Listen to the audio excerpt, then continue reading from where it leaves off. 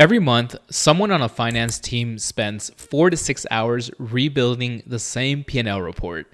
Different month, same process. Export the data, reformat the columns, fix the colors, update the charts, and send it up the chain. I'm going to show you how to roll that forward in under 5 minutes. Not a template you have to babysit every single month. An actual working output built from your raw data. So let's go.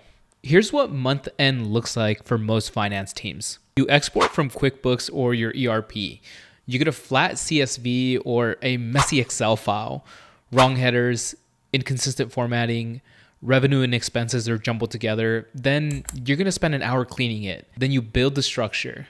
Then you format it so it doesn't look like it was built in 2009. Then your CFO asks for one change and you redo half of it. And here's what gets me. You're going to do this exact same thing next month and the month after that. Trust me, I know. I did it for a long time, sometimes at 2 a.m. The problem isn't that you don't know Excel. The problem is you're treating a repeatable process like a one-off task every single time. So let's fix that. Here's what I'm starting with. A raw P&L report.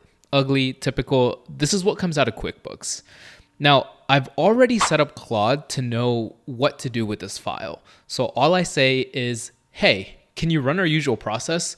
New months are in there. It knows to pull the new actuals, drop them in the summary sheet as new months, and it's already showing me the progress as it works. At this point, I'm just sitting here. So maybe I'll grab a cup of coffee or sit through one of those marketing meetings where someone's really convinced that a conference in Vegas is going to drive pipeline.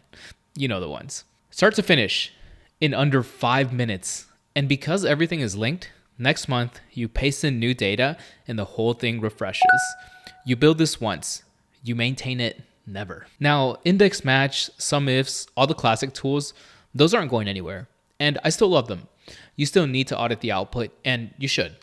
But the mind-numbing part, the copy pasting, the mapping, the hours you spend trying to figure out why your numbers don't tie out, that's done.